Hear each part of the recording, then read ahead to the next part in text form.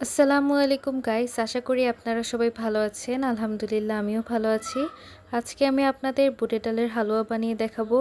এর জন্য আমি বুটের ডালগুলোকে 6 ঘন্টা পানিতে ভিজিয়ে রেখেছিলাম, তারপর সিদ্ধ করে নিয়েছি।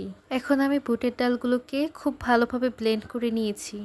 এখন একটি কড়াইতে ঘি ঢেলে ঘিগুলোকে গরম করে তারপর এতে 3-4টে দারচিনি দিয়ে দিব এবং বেটে রাখা বুটের ডালগুলো এখানে দিয়ে দিব।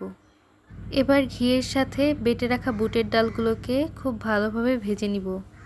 ঘিয়ের সাথে বুটের ডালগুলোকে খুব ভালোভাবে ভাজা হয়ে গেলে এতে আমি 2 কাপ পরিমাণ চিনি অ্যাড করে দিব এবং 1 চা চামচ পরিমাণ লবণ অ্যাড করে দিব। লবণ অ্যাড করার কারণটা হচ্ছে যাতে মিষ্টির ব্যালেন্সটা ঠিক থাকে। এখন বুটের ডালের সাথে চিনি এবং লবণগুলোকে খুব ভালোভাবে মিক্স করে নিব। দেখতে পাচ্ছেন গাইস, চিনি এবং লবণগুলো একদম মিশে গিয়েছে।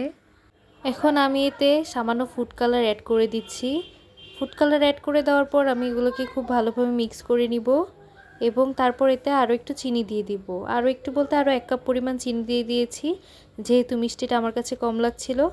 আপনারা চাইলে আপনাদের মন মতো মিষ্টিটা দিতে পারেন, এটা সম্পূর্ণ আপনাদের টেস্টের উপর ডিপেন্ড করছে। বুটের ডালগুলোর সাথে চিনিগুলো খুব ভালোভাবে মিক্স করা হয়ে গেলে এতে আমি 2 চামচ পরিমাণ ঘি দিয়ে দিচ্ছি এবং ঘিগুলো দিয়ে আবারও খুব ভালোভাবে মিক্স করে নিচ্ছি। এরপর দেখতে পাবেন যে চামচের সাথে লেগে আসছে বুটের ডালগুলো এবং পাতিল থেকে উঠে আসছে, তখনই বুঝে নিতে হবে যে হালুয়া আমাদের রেডি হয়ে গিয়েছে। এবার আমি হালুয়াগুলোকে ঠান্ডা করার জন্য একটি ট্রেতে ঢেলে নিচ্ছি। অবশ্যই ট্রেতে আগে ঘি ব্রাশ করে নিব, নাহলে ট্রেতে একদম লেগে যাবে, পরে উঠতে যাবে না। এর জন্য আমি আগে ট্রেতে ঘি ব্রাশ করে নিয়েছি এবং তারপর হালুয়াগুলোকে ঢেলে সেগুলোকে সুন্দর মতো স্প্রেড করে মন মতো শেপ দিয়ে দিয়েছি এবং উপর দিয়ে কিশমিশ দিয়ে দিয়েছি। আপনারা আপনাদের ইচ্ছা মতো শেপ দিতে পারেন এবং কিশমিশের পরিবর্তে কাজু বাদামও ব্যবহার করতে পারেন। আজকের মতো এখানেই বিদায় নিচ্ছি। আসসালামু আলাইকুম।